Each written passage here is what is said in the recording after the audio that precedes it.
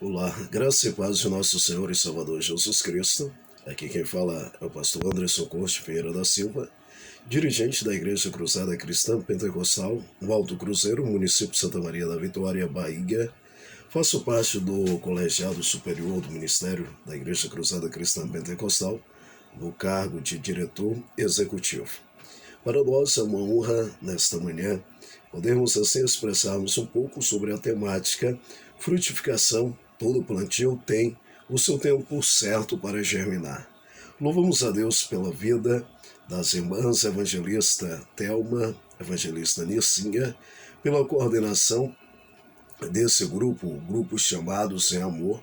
Louvamos a Deus pela vida dos demais membros do colegiado, pastor José Pereira Barbosa, nosso presidente, pastor Dejair, vice-presidente da nossa convenção, pastor José Nilson, diretor executivo da nossa convenção, e o pastor Paulo Henrique, superintendente do Conselho Fiscal.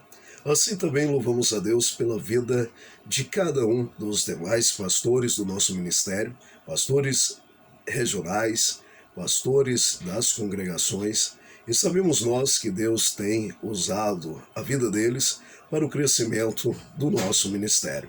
E assim, a palavra que Deus colocou no coração das irmãs, para que nós viéssemos a termos uma meditação específica, nos permite entender uma aplicabilidade na vida de cada pastor, na vida de cada família do pastor.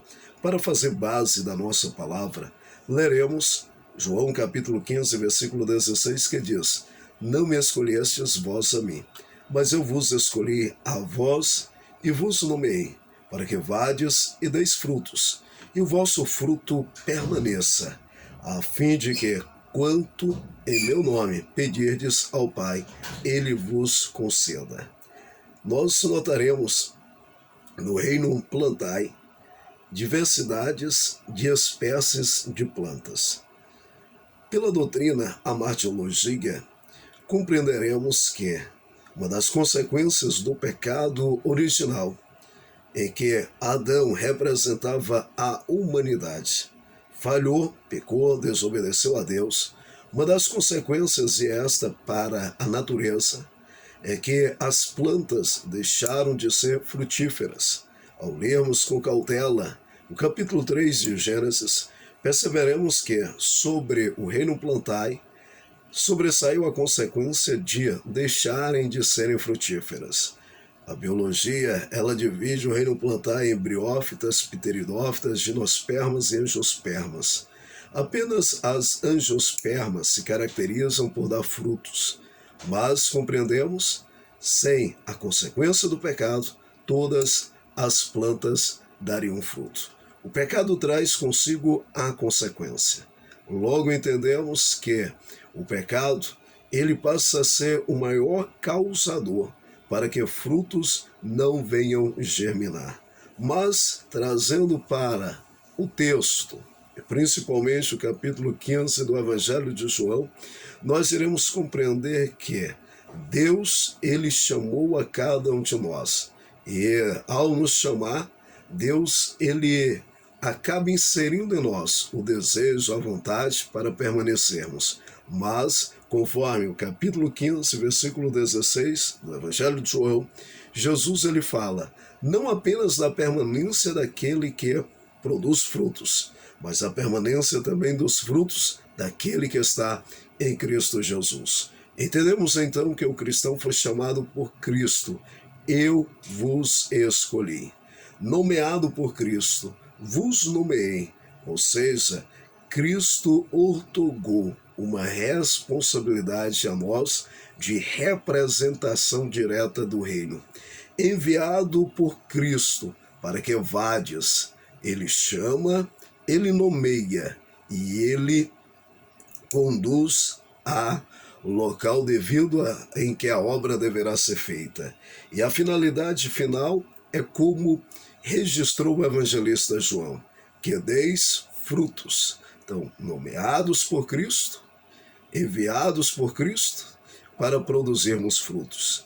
Mas o início indica, Cristo, ele chamou a cada um de nós. No que tange a frutificação, é cabível ao que semeia a virtude da paciência. Saber esperar o tempo, pois dependendo de onde se tenha plantado, assim de quando tenha plantado, o tempo de espera será o grande diferencial.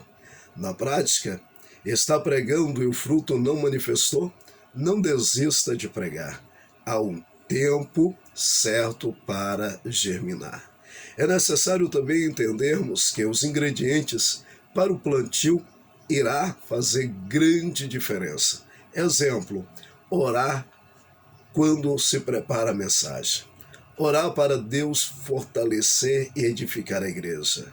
Orar para Deus otorgar unidade no ambiente eclesiástico. Mas esse aqui é mais do que essencial.